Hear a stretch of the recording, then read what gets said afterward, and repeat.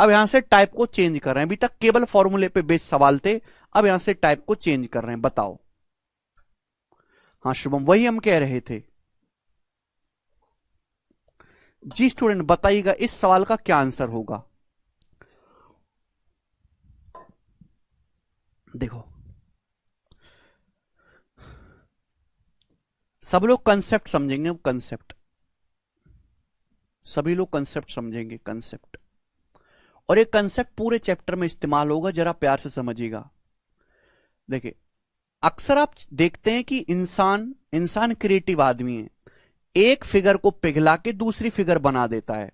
जैसे सपोज आपके पास लोहा पड़ा हुआ है, आपने लोहे को पिघला के कभी सिलेंडर बना दिया, कभी लोहे को पिघला के क्यूब बना दिया, कभी लोहे को पिघला के क्यूबॉइड बना दिया, कभी लोहे को पिघला के कोन बना दिया।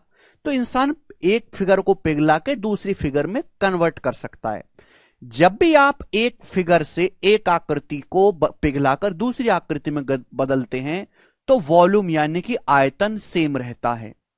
वॉल्यूम जो है मेरे दोस्तों वो सेम रहता है। कंसेप्ट को ध्यान समझिएगा, अभी मैं समझाऊंगा। जैसे मेरे प्यारे भाई वॉल्यूम सेम रहता है, जैसे हमारा ये पेन है मेरे प्यारे भाई, ये पेन प्लास्टिक का बना हुआ है, प्लास्टिक का। अब इस पेन को पिघला, ये पेन इस आसमान में, इस स्पेस में कुछ जगह घेर रहा है। जैसे हमारा पेन है ना, ये खाली यहां पे, अब ये पेन दिखा दिया मैंने आपको, इस पेन ने स्पेस में जगह घेर ली। अब इस पेन को पिघला के मैं चम्मच बना देता हूं सपोज, तो चम्मच भी स्पेस में उतनी ही जगह घेरेगा जितनी ये पेन घेर रहा है, क्योंकि आयतन सेम ने, आपने कोई चीज डिलीट नहीं करी, आपने बस उसका शेप बदला है। तो जब भी हम एक फिगर को पिघलाकर दूसरी फिगर में कन्वर्ट करते हैं तो वॉल्यूम जो रहता है, जो सॉलिड रहता है, जो आयतन रहता है, वो सेम रहता है मेरे दोस्तों, वॉल्यूम नहीं बदलता। कुणाल कह रहे सर आप बहुत फास्ट पढ़ाते। कुणाल, अगर आधे घंटे में 4 सवाल करना तुमको फास्ट लग रहा है तो इसका मतलब अगर आधे घंटे में मैं आपको 4 सवाल समझाएं, आधा घंटा हो गया और आपको फास्ट लग रहा है, तो तुम मुझे ये बता कि तू 1 घंटे में 60 सवाल कैसे करेगा। इस हिसाब से तो तू एग्जामिनर का सर पकड़ कर रोएगा, अरे मेरे को 1 घंटे में 60 सवाल करने को दिए, मेरे को तो शाम तक का टाइम चाहिए। बताओ, इससे स्लो हम पढ़ाएंगे तो ना तो कभी सिलेबस पूरा होगा है, और जो बच्चे हैं उनका नुकसान भी होगा। आपको इससे स्लो चाहिए तो आप एक काम करो, बाद में देखना 0.5x की वीडियो पे देखो, 0.5x में। ठीक है जी।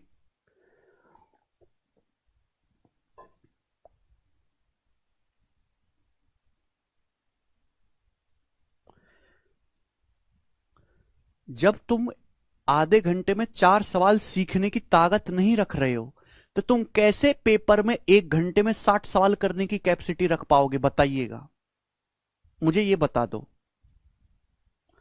100 सवाल, सॉरी 1 घंटे में 100 सवाल, 100 सवाल करने की काबिलियत कैसे रख पाओगे दिमाग में, ये बताइएगा जल्दी।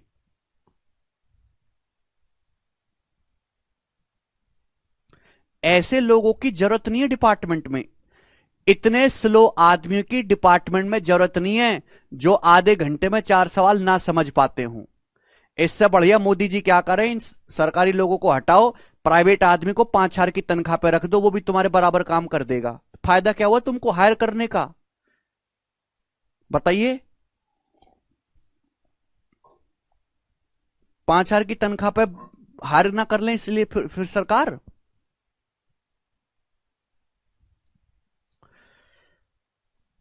जब पेपर होता है ना, सीजीएल का पेपर होता है, सीएचएसएल का, सीपीओ का, जब पेपर दे के बच्चे आते हैं, आप उनसे सीरियस होकर पूछोगे भाई पेपर कैसा गया, बहुत आता था यार, मैंने बहुत पढ़ाई की थी, तो सर पेपर ही देख नहीं पाया, टाइम नहीं मिला पूरा, आधा घंटा और मिलता ना, 5 मिनट और मिलता, पूरा पेपर कर देता। ये मैक्सिमम बच्चों के शब्द होते हैं, पूरा पेपर कर ही नहीं पाते क्योंकि उनको आता बहुत कुछ है, उनकी स्पीड कम है। आपकी नॉलेज चाहे जितनी भी हो, अगर आपकी स्पीड कम है तो आपका सिलेक्शन होना नामुमकिन है। ठीक है जी, ये 5G का जमाना है, 2G में अटके नहीं रह सकते आप जी। तो हमने ये बोला कि जब भी आप एक फिगर को पिघलाकर, 5G के जमाने में 2G जैसी बात मत करो, एक फिगर को पिघलाकर दूसरी फिगर बनाते हैं तो वॉल्यूम यानी कि आयतन सेम रहता है। जैसे कि भाई ये पेन है, अब इस पेन को पिघला के मैं मेरे प्यार में दूसरी फिगर में चम्मच बना देता हूं उसकी, तो पेन जितनी जगह अभी घेर रहा बाद में भी उतनी ही जगह घेरेगा, तो दोनों का आयतन सेम रहेगा। लेकिन सरफेस एरिया जो है, जो हमारा सरफेस एरिया है वो बदल जाएगा। समझ में आया? सरफेस एरिया बदल जाएगा क्योंकि शेप बदल जाएगी। अभी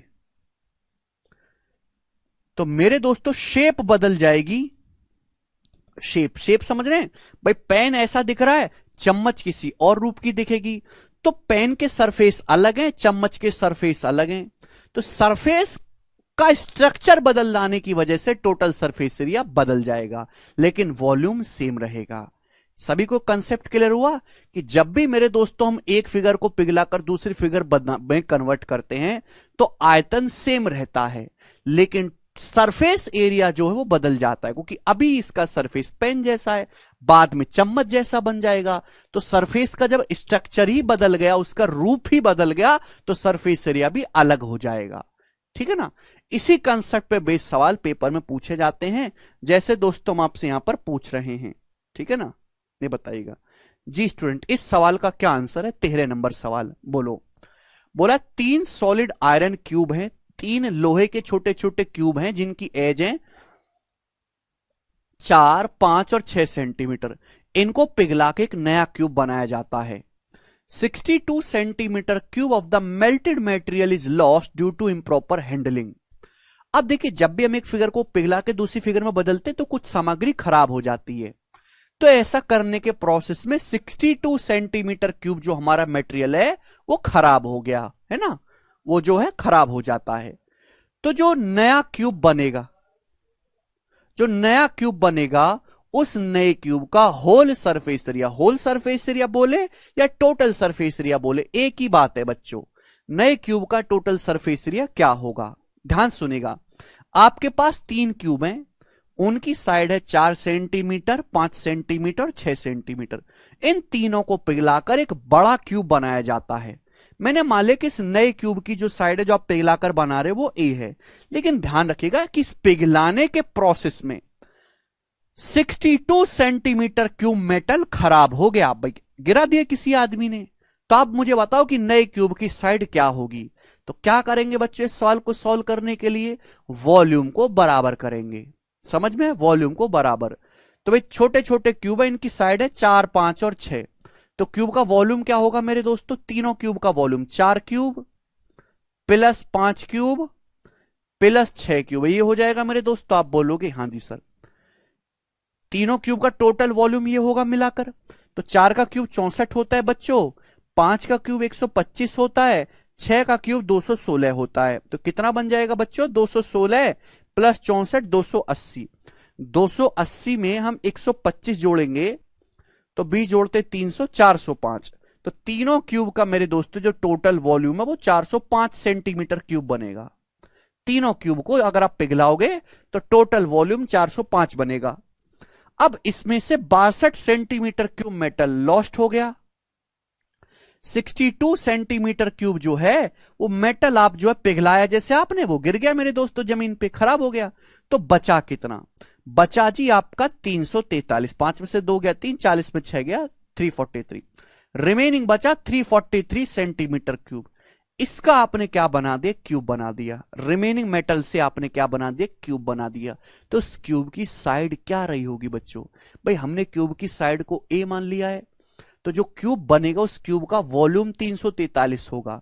क्यूब का वॉल्यूम होता क्या है? क्यूब की साइड को मैंने ए माना, ए क्यूब 343 है, तो इस क्यूब की साइड कितनी आ जाएगी? 343 का क्यूब रूट 7।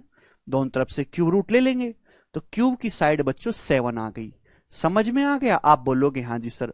बोला है जो हमारा ये नया क्यूब बना है इसका टोटल सरफेस एरिया क्या होगा? तो नए क्यूब का जो टोटल सरफेस एरिया होगा वो 6a² होगा। नए क्यूब का टोटल सरफेस एरिया 6, क्यूब की साइड है 7, 6a²। अब 6 की 49 में गुणा करेंगे 294 आएगा। 6 गुणा 49। अब 49 का मतलब होता है 50 माइनस 1। 6 की 50 में गुणा 300, 300 में से 6 घटाएंगे 294, हो गया सवाल। तो केवल इस सवाल में हमको क्या करना था, वॉल्यूम को बराबर करना था। बच्चों क्यूब का टोटल सरफेस एरिया पूछा तो टोटल सरफेस एरिया 6a² आएगा 294। कर पाएंगे, आसान सवाल है स्टूडेंट्स। नेक्स्ट प्रश्न की तरफ ये बताएंगे बच्चों। अगला सवाल है आपके सामने यहां पर 14 जी। ये बताइएगा स्टूडेंट, ये जो सवाल है ये एमटीएस के पेपर में आया है 2022 में, और आप खुद देख लो कि एमटीएस के पेपर में कितने इजी सवाल पूछे जा रहे हैं एमटीएस के पेपर में। तो मैं आपको हर एग्जाम का सवाल करवा रहा हूं, चाहे सीजीएल हो, सीएचएसएल हो, एमटीएस हो, बैंकिंग हो, सीडीएस हो, हर एक एग्जाम का बताइएगा बच्चों।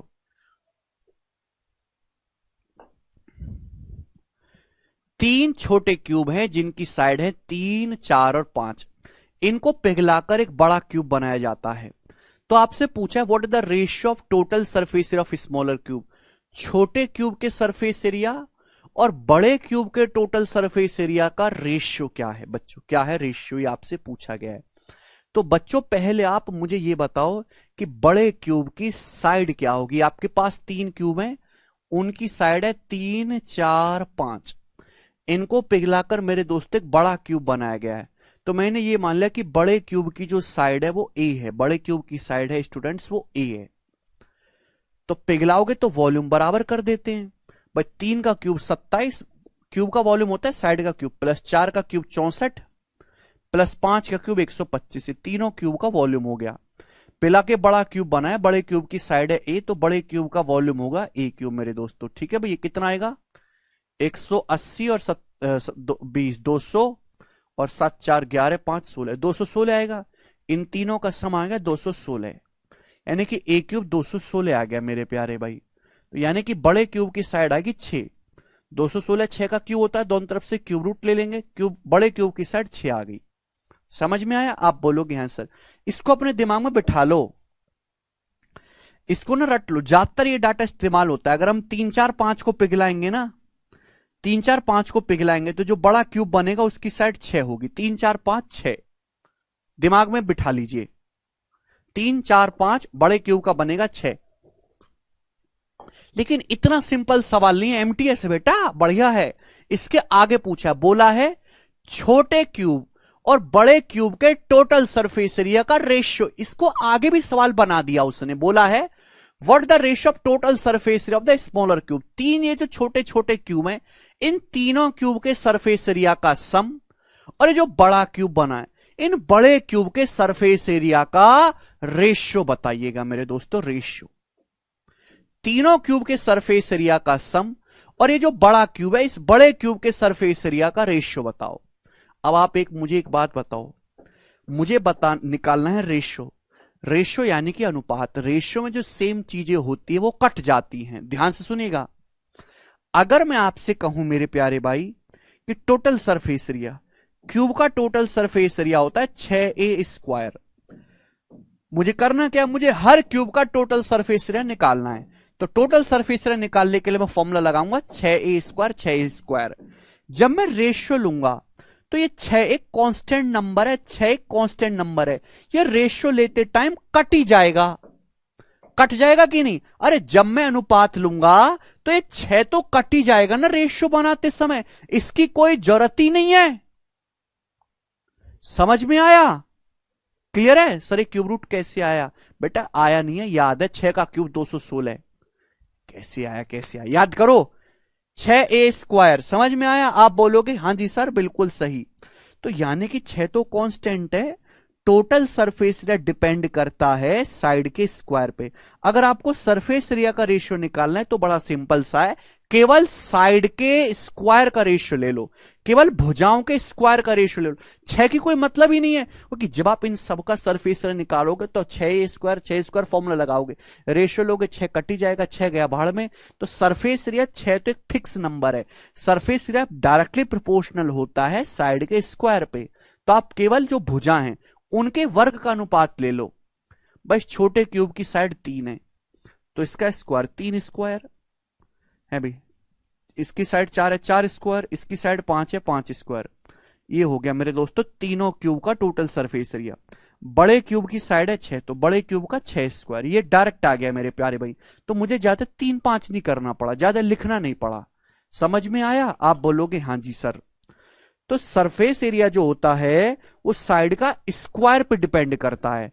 वॉल्यूम जो है मेरे प्यारे भाई, वॉल्यूम जो होता है वो साइड की पावर 3 पे डिपेंड करता है। कि सरफेस एरिया नापते हैं सेंटीमीटर स्क्वायर में, पावर 2 होती है। वॉल्यूम नापते हैं सेंटीमीटर क्यूब में, पावर 3 होती है। तो देखिए 3 का स्क्वायर 9 प्लस 16 25 प्लस 25 50, ये 50 हो जाएगा। 50 रेशियो भाई 6 का स्क्वायर हो जाएगा 36, तो 50 रेशियो 36 का आएगा, 2 से चला जाएगा, 2 से जाएगा तो 25 रेशियो 18। सी ऑप्शन आंसर है। खत्म सवाल।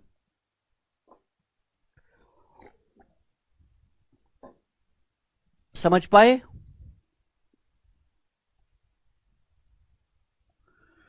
ठीक है ना भाई, इनको जोड़ लेंगे ना, दिमाग में कर लिया करो। 50 रेशियो 36, 2 से कट रहा है तो 50। वैसे तो सरफेस एरिया क्या होता है 6a स्क्वायर। अब देखो यहां पे हर जगह आप 6a स्क्वायर लिखाओगे, 6a स्क्वायर 6। जब रेशियो लोगे तो 6 तो कट ही जाएगा ना कॉमन लेके, तो इतना झंझट करना ही क्यों जब कटना ही है। पहले ही मत लिखो, क्योंकि हमें रेशियो निकालना, रेशियो के लिए केवल साइड के स्क्वायर की जरूरत है, 6 कट ही जाएगा। रेशियो है भाई, रेशियो कट जाती है कॉमन चीजें। जैसे हम 50 36 में 2 कॉमन है तो 2 से कट गया ना, 25 रेशियो 18 आया। वैसे ही हर जगह 6 आएगा, 6 कट ही जाएगा, तो लिखने की जरूरत नहीं पड़ेगी। ओके आगे चलते हैं।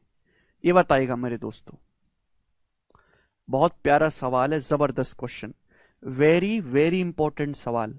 देखते हैं कौन कर पाएगा। थोड़ा सा परसेंटेज का भी नियम इस्तेमाल होगा मेरे प्यारे भाई, ठीक है जी। देखो गणित ना पूरे उसमें रिलेटेड है। जब हम परसेंटेज पढ़ाते तो परसेंटेज में मेंसुरेशन के फॉर्मूले लगते हैं, पर आप कहोगे सर मेंसुरेशन नहीं पढ़ाई। मेंसुरेशन पढ़ा रहे, थोड़ा परसेंटेज लगेगा। ये गणित ऐसा नहीं है कि बाबर चल रहा है तो केवल बाबर की कहानी चल रही है, नहीं, हर चैप्टर में दूसरे चैप्टर की चीजें इस्तेमाल होती हैं, ठीक है जी। कॉमन लेके नितेश, ये देखिएगा, a solid cube is cut into 64 identical cube और the percentage increase in the total surface area. अब यहां से जो आगे के ये जो 5 सवाल हैं, ये अब जो मैं इसके आगे आपको 5 सवाल कराऊंगा, अभी तक जो भी मैंने आपको कराया सारा प्री लेवल था, प्री लेवल के सवाल थे।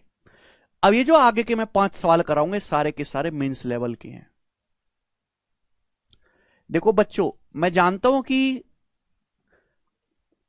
आप में से बहुत सारे बच्चों की अभी दिमाग कितना विकसित नहीं है कि वो मेंस लेवल के सवालों को कर पाए या एक बार में समझ पाए, तो तकलीफ तो होगी। पर आपने बैच प्री प्लस मेंस लिया है, मतलब इसमें आपको प्री भी पढ़ना है और इसमें आपको मेंस भी पढ़ना है, और एक साथ पढ़ना है। प्री मतलब इजी, मेंस मतलब थोड़ा सा मुश्किल, थोड़ा सा लॉजिक, थोड़ा सा डिफिकल्ट, थोड़ा सा कैलकुलेटिव, थोड़ा सा हटके, लेकिन पढ़ना एक साथ पड़ेगा। कोई बच्चा ये चाहे कि सर जैसे हम क्यूब पढ़ रहे हैं तो पहले आप हमें प्री प्री का पढ़ा दो, मेंस का बाद में पढ़ा देना, वो कभी पॉसिबल ही नहीं है, ऐसा कभी होता ही नहीं है। वो जो बच्चे होते हैं ना 5-5 साल तक तैयारी करते रहते और एक भी कुछ भी नहीं होता उनका, वो ऐसे बच्चे होते हैं जो पहले प्री पढ़ते फिर मेंस पढ़ते हैं। प्री और मेंस कभी भी नहीं पढ़ना, अलग अलग एक साथ पढ़ना है। तकलीफ होगी, दुख होगा, समझ में नहीं आएगा, समझने में मुश्किल होगी, रोगे झीकोगे मरोगे कटोगे, जो हो रहा है होने दो, लेकिन पढ़ना एक साथ है, प्री भी मेंस भी। क्योंकि जो प्री का लेवल है वैसा ही मेंस का लेवल है, जो प्री का सिलेबस है वही मेंस का सिलेबस है, फर्क कोई भी नहीं, पढ़ना एक साथ है। तकलीफ होगी, तकलीफ झेलनी है, ठीक है। चलो, तकलीफ नहीं झेलोगे तो कुछ नहीं होगा।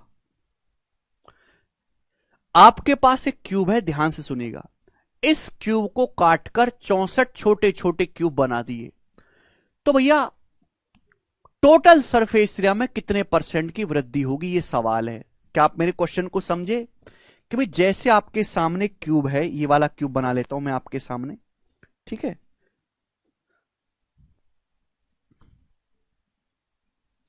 जैसे आपके सामने मेरे दोस्तों एक क्यूब है, इस क्यूब को पिघलाकर 64 छोटे छोटे क्यूब बना दिए, 64।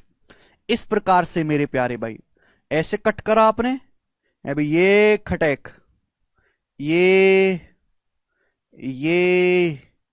ठीक है ना, ये इस तरीके से समझ पा रहे हैं आप?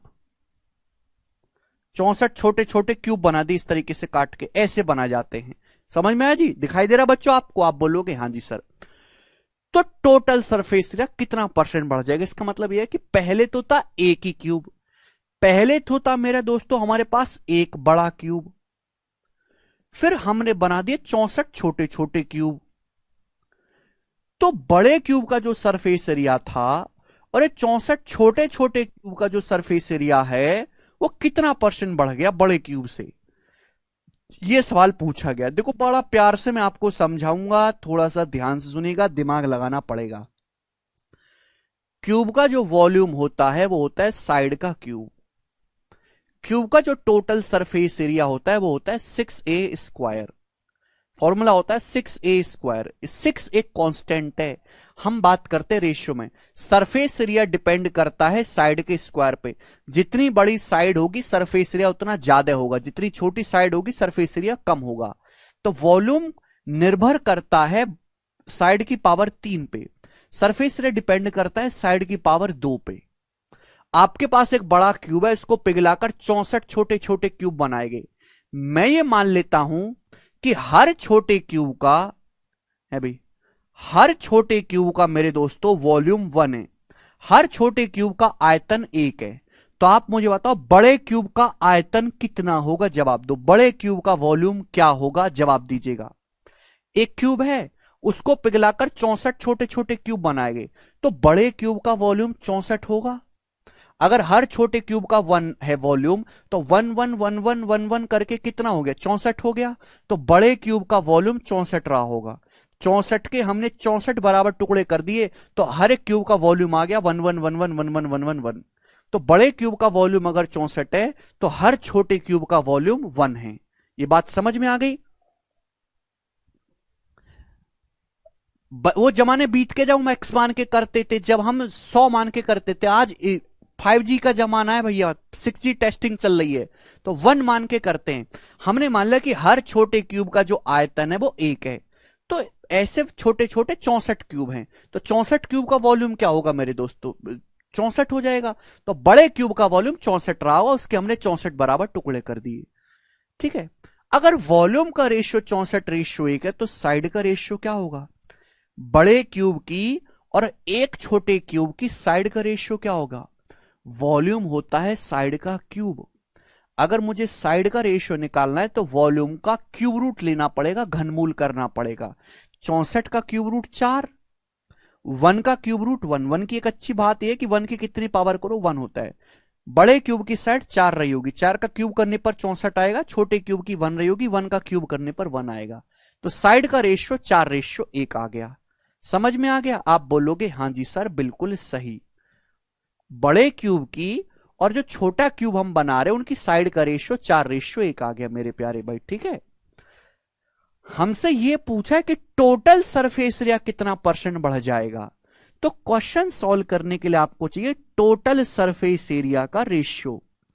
तो स्टूडेंट आप मुझे बताओ कि बड़े क्यूब का और एक छोटे क्यूब का टोटल सरफेस एरिया का रेशियो क्या होगा? टोटल सरफेस एरिया संपूर्ण पृष्ठ का क्षेत्रफल अंकित। ठीक है ना?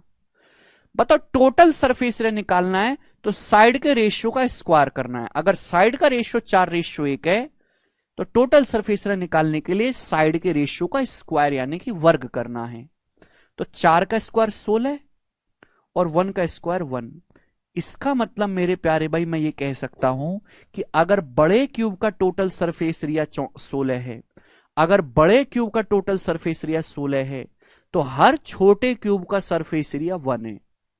हर छोटे क्यूब का सरफेस एरिया 1 है। मैं ये कह सकता हूं? आप बोलोगे हाँ जी सर। लेकिन बच्चे ये तो हम एक छोटे क्यूब की बात कर रहे हैं। ऐसे छोटे छोटे कितने क्यूब बनाए गए? 64 समरूप घन बनाए गए, 64 आइडेंटिकल क्यूब बनाए गए छोटे छोटे।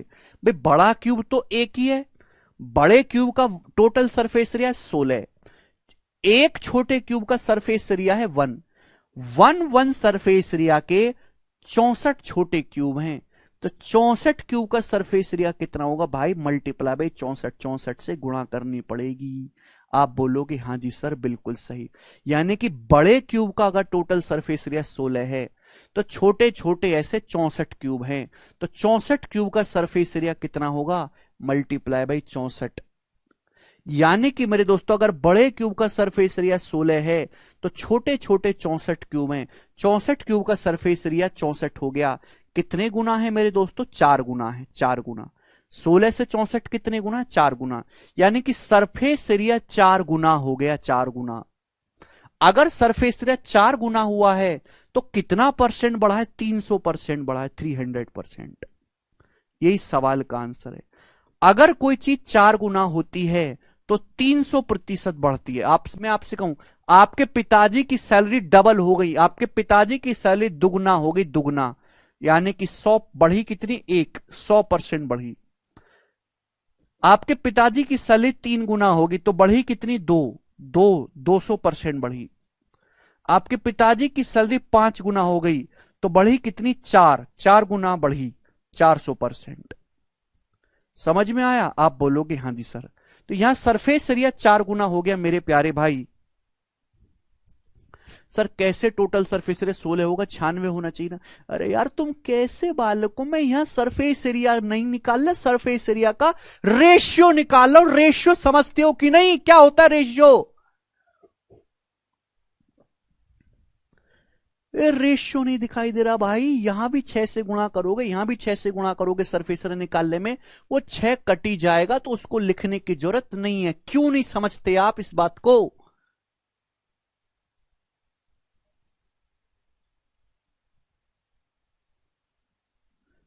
थोड़ा दिमाग लगाओ।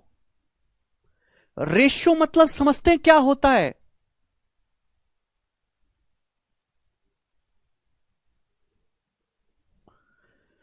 तो बड़े क्यूब का टोटल सरफेस एरिया 16 है। मुझे पता है कि मेंस लेवल का सवाल है, आपकी क्षमता नहीं है समझने की, तो जितना समझ में आ रहा है ठीक है, नहीं समझ में आ रहा तो छोड़ दीजिए।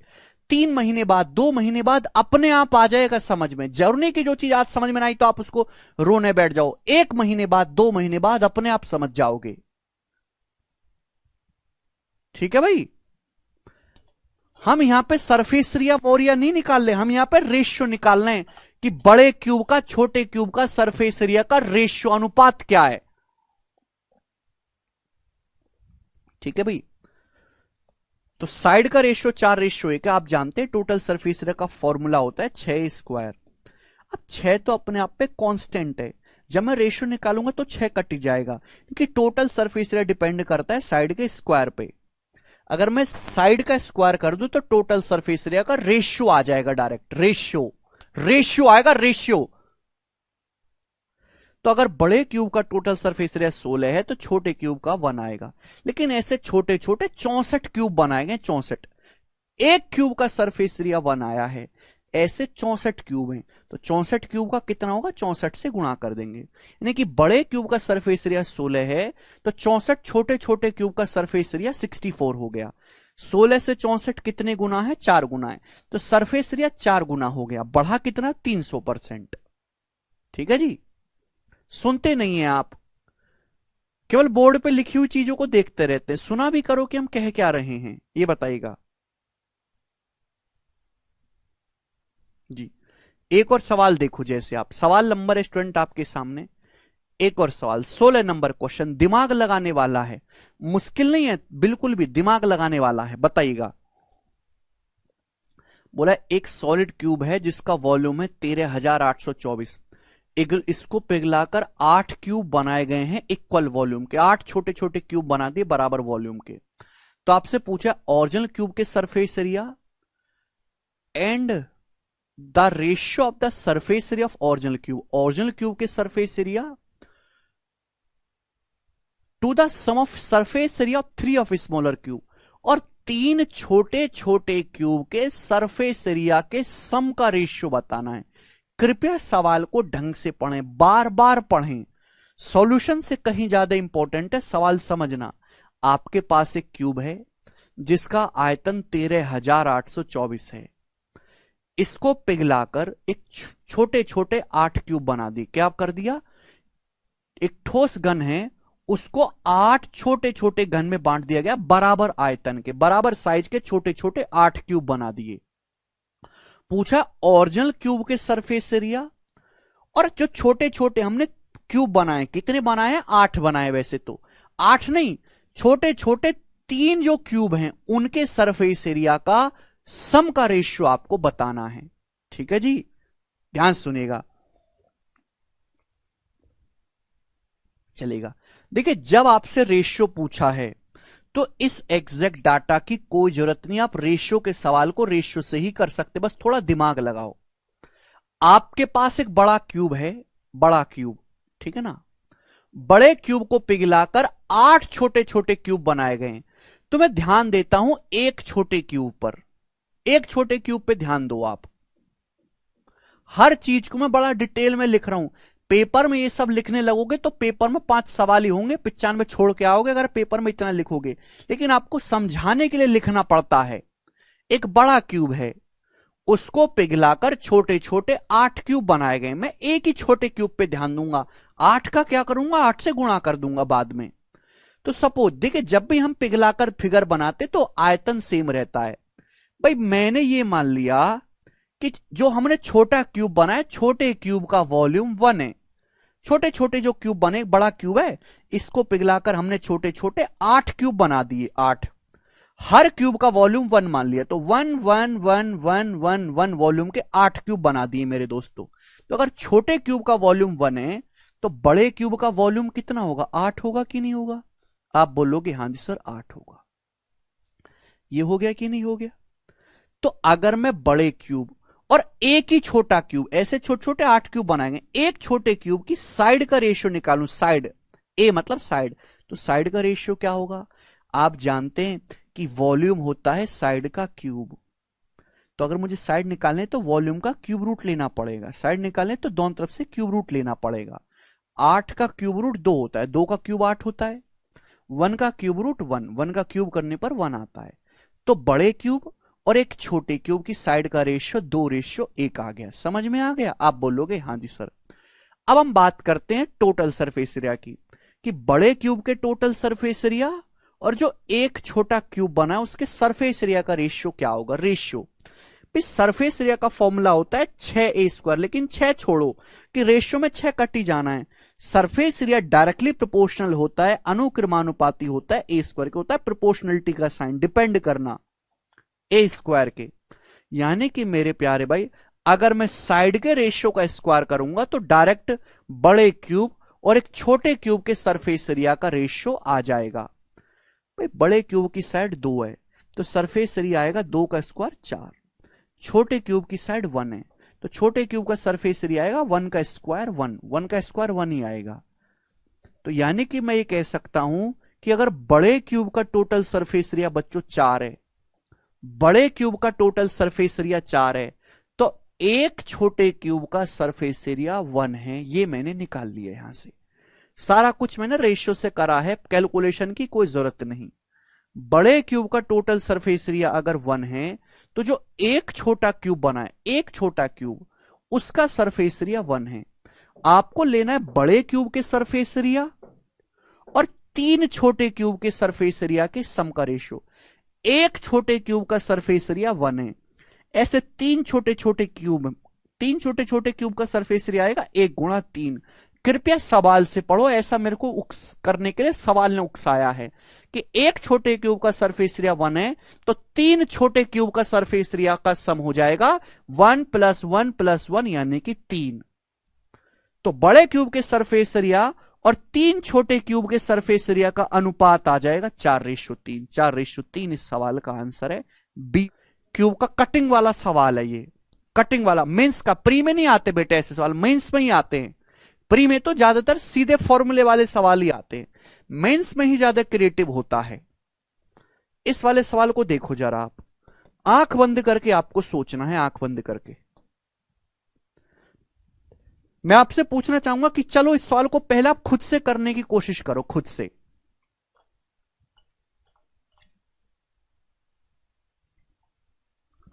खुद से करने की कोशिश करो।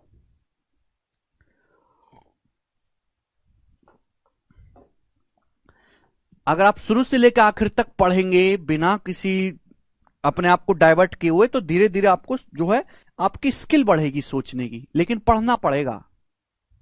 ये बताइएगा जल्दी से।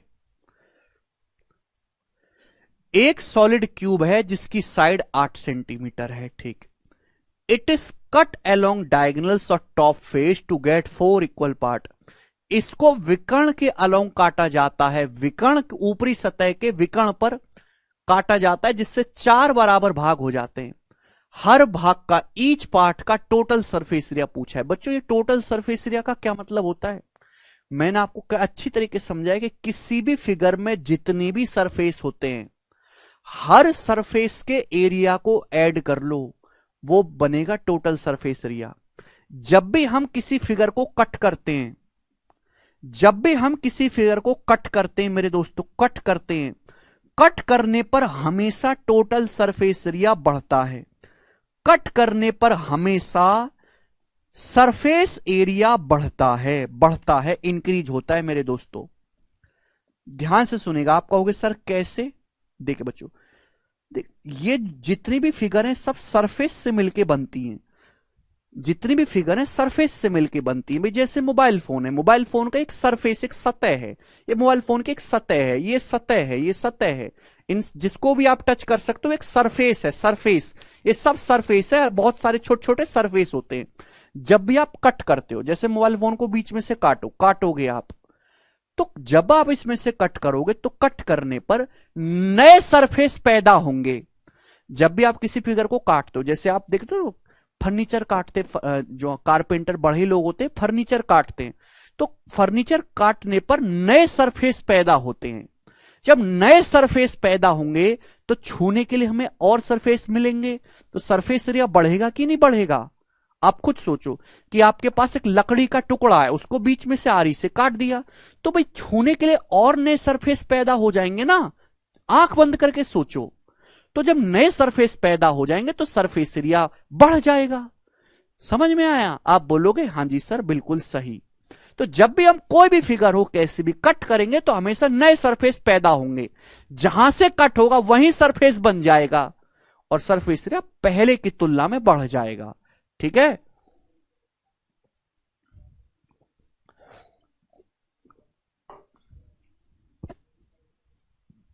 ओके, अब मैं आपको दिखाता हूं। जैसे आपके पास एक क्यूब है, उस क्यूब की साइड 8 सेंटीमीटर है। आंख बंद करके सोचना है बेटा, आंख बंद करके। अभी दिखाऊंगा, पहले चित्र बना लेते हैं। कितने बच्चे चित्र बना पाए खुद से? कितने स्टूडेंट खुद से ही चित्र बना पाए हैं भाई? खुद से चित्र बना पाए कितने बालक बना पाए हैं? Very good. भाई आपके पास एक क्यूब है, इस प्रकार से क्यूब बना लेते हैं।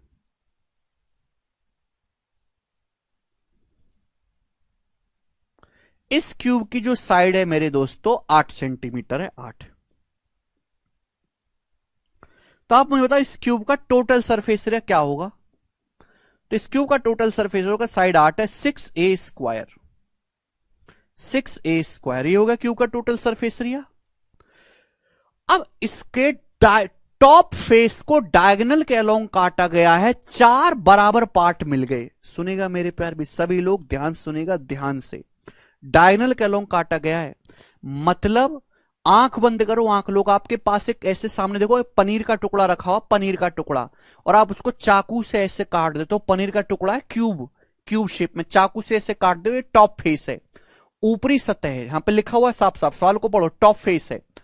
टॉप फेस के अलोंग ऐसे काटते हैं आप, डायगोनल के अलोंग खचेक ऐसे काटा आपने। तो बच्चों ऐसे जब आप आंख बंद करके इमेजिन करो, 2 टुकड़े हो गए बराबर। आंख बंद करके इमेजिन करो बच्चों, 2 बराबर टुकड़े हो गए। आप बोलोगे हां जी सर हो गए 2 बराबर टुकड़े, पनीर का टुकड़ा है, ऐसे डायगोनल के अलोंग करो, 2 बराबर टुकड़े हो गए। अब आपने दूसरे डायगोनल के अलोंग काटा, ऐसे दूसरे विकर्ण के अलोंग मेरे प्यारे भाई, ये और ये। तो क्या प्यारे बच्चों 4 बराबर टुकड़े नहीं दिखाई दे रहे आपको? क्या आपको यहां पे 4 बराबर टुकड़े दिखाई दे रहे हैं? देखो स्टूडेंट, देखो, समझ में आया? दिखाई दे रहे हैं 4 बराबर टुकड़े? आप बोलोगे हां जी सर 4 बराबर टुकड़े दिखाई देंगे। और आपसे ही पूछा है कि 4 बराबर टुकड़ों में से ईच पार्ट का, प्रत्येक पार्ट का, किसी एक पार्ट का टोटल सरफेस एरिया क्या होगा। यही है। आप बोलोगे हां जी सर। इन 4 टुकड़ों में से ईच पार्ट का टोटल सरफेस एरिया क्या होगा। देखो मेरे प्यारे भाई, क्यूब का सरफेस एरिया है 6a²। अगर क्यूब की साइड 8 है तो क्यूब का सरफेस एरिया 6a² होता है मेरे प्यारे भाई। अब आपने इसके 4 बराबर टुकड़े कर दिए, आंख बंद करके इमेजिन करो, तो सरफेस एरिया के 4 बराबर टुकड़े तो होने ही है, बटे 4 तो होना ही होना है। लेकिन कट करने से, ध्यान सुनेगा, जब आप ऐसे आरी चलाते हो, डायगोनल के लॉन्ग चाकू चलाते हो, तो नया सरफेस बनता है बीच में। ध्यान से समझने की कोशिश करेगा स्टूडेंट। अगर आप यहां पे गौर से देखेंगे तो मैं इस वाले को उठा लेता हूं, इस वाले को, एक टुकड़ा मैं आपको दिखाता हूं, एक टुकड़ा, ध्यान सुनेगा मेरे प्यारे भाई। ये इस प्रकार से दिखाई दे रहे हैं।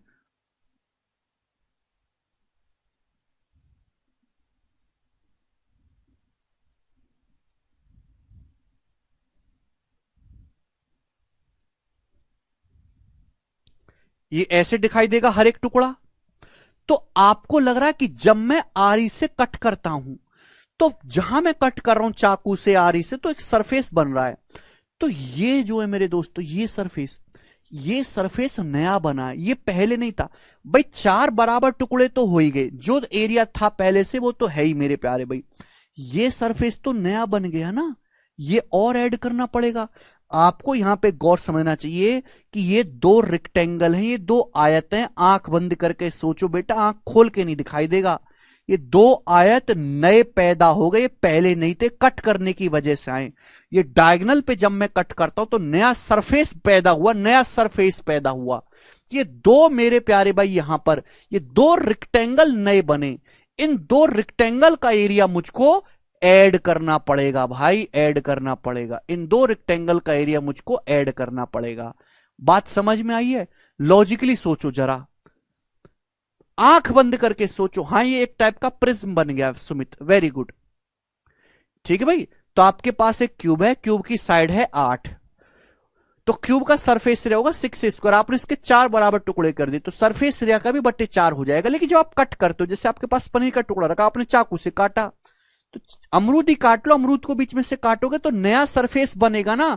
प्लीज अरे खुद से विजुलाइज करो, खुद से, पेपर में खुद से ही करना पड़ेगा। कटिंग है ये वो सवाल नहीं कि गणित का फॉर्मूला लगा उत्तर पाओ, वो बीत गया जमाना, करवा दिया वो सवाल मैंने आपको, फॉर्मूला लगा उत्तर पाओ। अब तो लेवल बढ़ेगा। जैसे केक को कट करते हो, जहां से केक कट करते हो नया सरफेस पैदा होता है ना, तो जो एक्स्ट्रा सरफेस है वो आयती तो बना। ये है एक पीछे की साइड यहां होगा जो दिखाई नहीं दे रहा आपको, छुप गया। अगर आप इस पीस को अलग निकालो, इस पीस को अलग, तो पीस ऐसा दिखाई देगा। तो ये जो दोनों सरफेस है ये नए पैदा हुए, इनका एरिया मुझे ऐड करना है। समझ में आया? आप बोलोगे हां जी सर बिल्कुल सही। प्रिज्म की शेप है, ऊपर नीचे ट्रायंगल है इसमें। तो आप मुझे एक बात बताओ, ये जो रेक्टेंगल बनेगा आयत, रेक्टेंगल का एरिया होता है लंबाई गुणा चौड़ाई। अगर क्यूब की साइड 8 है तो ये तो 8 ही होगा। क्यूब की साइड अगर बच्चों 8 है तो ये भी मेरे दोस्तों यहां से यहां तक तो ये तो 8 ही होगा मेरे प्यारे भी, 8। भाई क्यूब की हाइट भी 8 है ना भाई, ये हाइट 8 है, ये भी 8 ही होगा मेरे दोस्तों, ठीक है ना। ये नीचे का सरफेस, ये ऊपर का सरफेस, दोनों सरफेस के बीच की दूरी 8। क्यूब का हर एक फेस क्यूब का हर एक फेस स्क्वायर होता है, स्क्वायर की साइड भी 8 है, तो स्क्वायर का डायगोनल होता है विकर्ण 8√2। मैंने कल ही समझाया था कि अगर किसी स्क्वायर की साइड a है तो डायगोनल a√2 होता है, 8√2। तो बच्चों डायगोनल जो है स्क्वायर का 8√2 है। क्या है बच्चे? 8√2। तो भाई ये आधा नहीं है, सॉरी ये दिखाता हूं, ये 8√2 है भाई मेरे दोस्तों, मिड पॉइंट होगा। ये 8√2 का आधा, ये भी 8√2 का आधा है। ये 4√2 नहीं आ गया, 4√2। आप बोलोगे हाँ जी सर समझ में आया, 4√2। भाई ऊपर का फेस क्यूब का एक स्क्वायर है, स्क्वायर की साइड होगी 8, तो इसका डायगोनल होगा 8√2। तो 8√2 के डायगोनल बाइसेक्ट करते हैं, आधे सब बराबर होगा। 8√2 का आधा, ये भी 4√2, ये भी 4√2। यानी कि ये जो रेक्टेंगल बनेगा, इस रेक्टेंगल की लंबाई 8 दिखाई दे रही है और ये चौड़ाई 4√2 दिखाई दे रही है। समझ में आया? तो इस आयत का क्षेत्रफल होगा लंबाई गुणा चौड़ाई। 8 इंटू 4√2। ये एक रेक्टेंगल का एरिया आया है, एक रेक्टेंगल का। ऐसे दो रेक्टेंगल है, एक और एक, दो, तो दो रेक्टेंगल का एरिया आपको निकालना है, तो मल्टीप्लाई बाई 2, 2 से गुणा कर दीजिए। ये एक रेक्टेंगल का एरिया आया है, ऐसे दो रेक्टेंगल है, दो रेक्टेंगल का एरिया आपको निकालना है, मल्टीप्लाई। अगर किसी बालक के नहीं समझ में आया तो कोई जरूरत नहीं समझने की, छोड़ दीजिए, 1 महीने बाद अपने आप समझ में आ जाएगा, छोड़ के आगे बढ़ जाइए। ठीक है भाई, 8 साइड वाले नहीं कैच कर सकते इस बात को एक बार में, 15-20 दिन में अपने आप करने लगेंगे, बस आपको पढ़ते रहना है। ठीक है भाई, तो 8 का स्क्वायर 16, 16 को 4 से भाग दें, 8 का स्क्वायर 64, 64 को 4 से 16, 16 छिकम 96, कैलकुलेशन है अब तो कुछ भी नहीं है, प्लस 8 चौक 32 दूनी 64, 96 प्लस 64√2, इस सवाल का आंसर आ जाएगा 96 प्लस 64√2, ए ऑप्शन करेक्ट है। 4√2 बेटा अभी समझाया तो था, आपने सुना नहीं क्या कि भाई क्यूब का हर एक फेस स्क्वायर होता है, तो ये जो ऊपर का टॉप फेस है एक स्क्वायर है वर्ग, इस स्क्वायर की साइड कितनी है 8, तो इसका डायगोनल, अगर स्क्वायर की साइड 8 है तो डायगोनल 8√2 होगा। ये जो दोनों डायगोनल होते हैं ये एक दूसरे को बाइसेक्ट करते हैं, आधा आधा, भाई जो ये है वही है, वही है वही है, तो ये डायगोनल 8√2 है, 8√2 का आधा किया गया है भाई 4√2, ये भी आधा 4√2, ये भी आधा 4√2। ठीक है जी,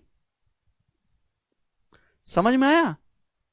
कटिंग है मेरे दोस्तों, कटिंग, दिमाग चाहिए इसके लिए, केवल फॉर्मूला नहीं लगाना है।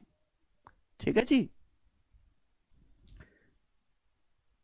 विजुलाइज करना है, थॉट प्रोसेस चाहिए, आंख बंद करके देखो कि ऐसे कट करूंगा तो देखो आयत बनेगा, ऐसे कट करूंगा आयत बनेगा, 4 टुकड़े हो गए, एक टुकड़ा निकाल लो, तो भाई ये एक रेक्टेंगल है, एक उस साइड दिख रहा होगा।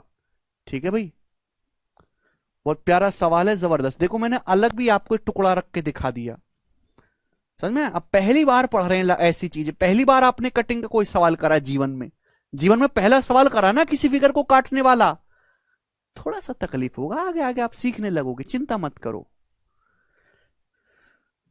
ठीक है भाई, आगे चलते हैं, नेक्स्ट अगला सवाल, सवाल नंबर है आपके सामने 18, ये बनाइएगा जी, इस क्वेश्चन का क्या आंसर है।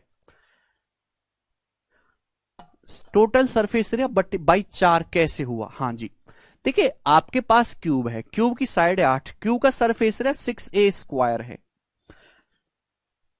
जब हमने किसी फिगर के 4 बराबर टुकड़े कर दिए, खटक खटक खटक 4 बराबर टुकड़े कर दिए, तो जो क्यूब का सरफेस एरिया है, क्यूब का सरफेस एरिया, उसके तो 4 बराबर टुकड़े होंगे, 4 बराबर टुकड़े करने का मतलब 4 से भाग दे देना, तो क्यूब के तो 4 बराबर टुकड़े होंगे सरफेस एरिया के। अब जब भी मैंने अभी बोला कि जब भी हम कट करते तो नए सरफेस पैदा होते हैं, तो जो नए सरफेस पैदा हुए उनका एरिया हमने और ऐड कर लिया, जो नए सरफेस पैदा हुए, नए 2 रेक्टेंगल पैदा हुए, ये लॉजिक है। यही लॉजिक होता है कि भाई जो सरफेस एरिया पहले था उसके तो बराबर 4 टुकड़े हो गए, प्लस ये 2 रेक्टेंगल नए बने, इनका एरिया हमने अलग अलग निकाल के ऐड कर दिया। ठीक है जी, चलो ये बताइएगा जी इस क्वेश्चन का क्या आंसर है, फटाफट बनाओ बच्चों, करना जरा इस सवाल को बच्चों, सोचो आप। 2 से मल्टीप्लाई इसलिए किया ना बेटा, मैंने एक रेक्टेंगल का एरिया निकाला, ये इस रेक्टेंगल की लंबाई 8 है, चौड़ाई 4√2, ऐसे 2 रेक्टेंगल नहीं दिख रहे हैं कि ये 2 का निकालना है, तो मल्टीप्लाई बाई 2 करो भाई, बहुत अच्छा सवाल है। A string when wound on the exterior 4 walls of a cube of side is centimeter starting at point C and ending at point D, यहाँ पे ending point D है, find the length of string। ध्यान सुनिएगा मेरे दोस्तों, आपके पास एक cube है, आपके पास स्टूडेंट एक क्यूब है, इस क्यूब की जो साइड है वो ए है, ठीक है ना। अब इसकी 4 दीवार हैं, कितनी दीवार हैं? 4, ऊपर टॉप और बॉटम को नहीं देखना, 4 दीवार है, ठीक है भाई। अब हमने क्या किया, एक दीवार के कोने से धागा लपेटना शुरू करा, तो ये धागा लपेटा। अब देखो दूसरी दीवार पे पीछे दिख नहीं सकता ना, ये भाई बोर्ड है 2D, फिगर है 3D, कैसे दिखाई देगा। पीछे की तरफ धागा लपेटा, फिर इस दीवार पे, फिर इस सामने चौथे दीवार के कोने तक धागा लपेटता है। हमने चारों दीवारों पे ऐसे टाइट करके धागा लपेटा, ऐसे तिरछा करके कि नीचे वाले कोने से शुरू करके यहां पे सबसे आखिर में ऊपर कोने तक आ गए। तो आपसे ये पूछा है मेरे प्यारे भाई, हैं?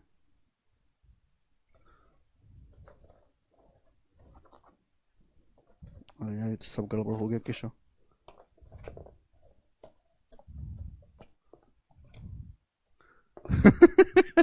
हटाओ इसे, चलो छोड़ दो, फेंक दो इसे। है भाई, आपसे पूछे इस धागे की लंबाई क्या होगी। आपके पास कोई घर में गत्ता है, गत्ता गत्ता है कोई घर में ऐसे क्यूब की शेप में। ये क्यूब की साइड है, इसकी 4 दीवार हैं, एक कोने से धागा लपेटना शुरू करा हमने ऐसे, और ये पीछे ही दीवार पे लपेट रहे हैं। बराबर की दीवार दिखाई नहीं दे रही आपको, बराबर की दीवार दिखाई नहीं दे रही, लेकिन लपेटा जा रहा है, और ये फ्रंट की दीवार में ऊपर वाले कोने तक लपेटा है। इस धागे की लंबाई बताओ। Very good, C option. अब सुनो कैसे भाई, इस गत्ते को ना, इस गत्ते की 4 दीवारें, गत्ते को ऐसे खोल दो खटैक। अगर मैं गत्ते को ऐसे खोल दूंगा तो आपको मेरे प्यारे भाई ध्यान सुनेगा, आंख बंद करके देखोगे, चलो आंख बंद करने की इसमें जरूरत नहीं है, तो गत्ते की 4 दीवार ऐसे खुल जाएंगी। ये क्यूब है मेरे दोस्तों, इस क्यूब में 6 फेस होते हैं, एक ऊपर एक नीचे, उनको नहीं देखना, केवल लेटरल सरफेस को देखना है। हर सरफेस एक स्क्वायर होता है। तो मेरे दोस्तों ऐसे खुल जाएंगी, बताइएगा ऐसे खुल जाएंगी। आप बोलोगे हाँ जी सर बिल्कुल सही, ऐसे ही तो हो रहा है सर, ऐसे ही तो हो रहा है। आप बोलोगे जी सर बहुत बढ़िया, मजा आ गया, यही तो हम खोल देंगे तो ऐसे बन जाएंगे कि नहीं, बताइए बच्चों, ये बन जाएगी। अगर मैं इस गत्ते की चारों दीवारों को ऐसे सपाट कर दूंगा मेरे प्यारे भाई, तो ऐसे खुल जाएंगी, यस सर नो। आप बोलोगे हाँ सर। धागा क्या है, धागा इस एक कोने से लपेटना शुरू हो रहे हैं, और हम इस कोने पे लपेट रहे हैं मेरे प्यारे भाई, इस कोने तक। तो धागा ऐसे जा रहा होगा मेरे प्यारे भाई, यही तो धागा जा रहा होगा, यही तो लंबाई आपको निकालनी है, यही तो लंबाई निकालनी है स्टूडेंट्स आपको, है भाई। बस क्या, अब इसको बंद कर दो, इसको बंद कर देंगे क्यूब बन गया, इसको बंद कर देंगे क्यूब बन गया बच्चे। आप बोलोगे हाँ जी सर बहुत बढ़िया, अब समझ में आया, मजा।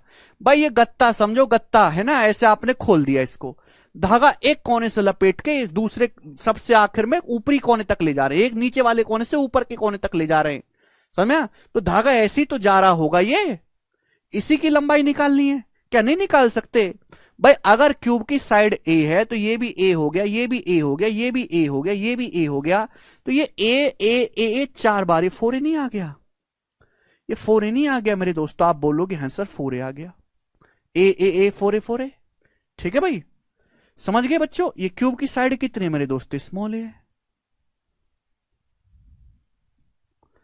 अब मुझे क्या करना है, इसका डायगोनल ही तो निकालना है, ये राइट एंगल ही तो निकालना है, समझ में। आप बोलोगे हाँ से 90 डिग्री है मेरे दोस्तों। अभी पाइथागोरस से 4a है, ये a है, तो ये कितना आ जाएगा पाइथागोरस से, भाई a तो आना ही आना है भाई, a की गुणा यहां भी है, a की गुणा यहां भी है, a तो आना ही आना है। यहाँ a में 4 से गुणा है, यहाँ a में 1 से गुणा है, तो केवल 4 और 1 पे पाइथागोरस लगानी है, under root 4 square plus 1 square 16 root 17, root 17 ए सवाल का आंसर हो गया, सी ऑप्शन, खत्म, पाइथागोरस।